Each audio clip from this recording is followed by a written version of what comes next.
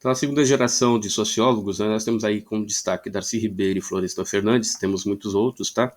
Mas aqui o tempo nosso é bem curtinho para poder abordar. O Darcy Ribeiro, principalmente, né, em relação à cultura brasileira, tem uma série que saiu na TV Cultura baseada no livro dele, chamada O Povo Brasileiro, recomendo que assistam, né? Vale a pena, porque fica de forma bem didática a apresentação dele, né?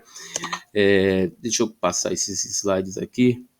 Tentar ser, vou fazer ele pequeno aqui porque tem bastante slidezinho e a gente não vai ter tempo, né? Bom, então qual que é a ideia principal do Darcy Ribeiro?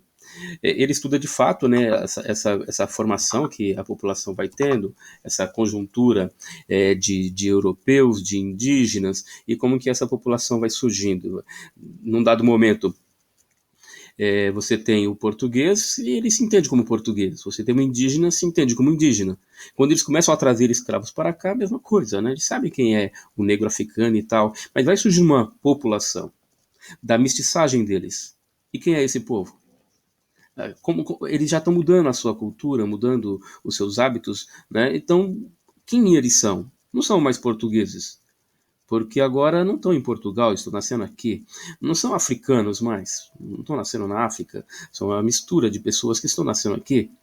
Então essa mistura, ela vai dando origem ao povo brasileiro, certo? A uma outra cultura, a uma cultura distinta da África, distinta de Portugal, distinta, mas que é uma mescla de todas essas culturas que formam então uma nova população, né? E é bacaninha as explicações dele, né?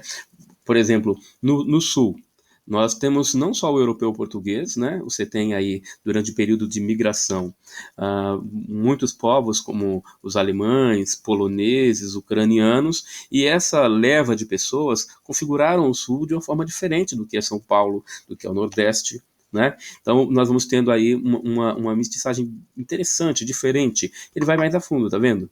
Ó, ele chama, perdão, tá? Ele chama o Brasil sulista ou sulino de uma cultura distinta, diferente, com similaridades, né? Paraná, Santa Catarina, leite quente, né? É a pronúncia, tem uma forma diferente do gaúcho falar base e tal. Bom, então todo esse sotaque é uma mistura das culturas europeias. Aí você vai para a Amazônia, para o Acre, para a Rondônia, você tem uma linguagem mais próxima do que nós temos aqui em São Paulo. Porque tem uma mistura muito mais profunda, né, de pessoas que migraram para essa região, ela foi povoada tardiamente, ok? Então ela é uma mescla de várias pessoas com a população indígena local. E aí nós temos então o que ele chama de Brasil Caboclo, né, o Brasil da Amazônia. O Brasil caipira, nessa região aqui do Mato Grosso, interior de São Paulo, né, Minas Gerais, então você tem lá o pessoal que fala porta, uma coisa mais forçada, porque o indígena, quando foi aprender a língua portuguesa, ele não sabia falar o R, eles não usavam a letra R. E aí eles torciam mais a língua, né, para poder falar. E aí a gente tem a origem, né, do caipira, do centro-oeste, né, do sudeste e centro-oeste, São Paulo, Minas Gerais, Rio de Janeiro, vão adquirindo sotaques muito mais próximos da população indígena que aqui morava. O Brasil sertanejo, que é aí você pega, né, partes do Mato Grosso, parte da região central do Brasil e partes ali do Nordeste mesmo. Então todo o Nordeste é chamado de sertanejo. E aí você tem uma mistura de holandeses, você tem mistura da população também, né, das migrações que por ali estiveram. Na Bahia você tem uma influência da africanidade muito forte na religiosidade, na alimentação e assim por diante. E temos o que ele chama aqui de Brasil crioulo, nas regiões litorâneas, né, do Brasil, que são aí as pessoas que moram em quilombos, né, e tem as suas comunidades negras ainda, principalmente nas regiões litorâneas do Brasil, né.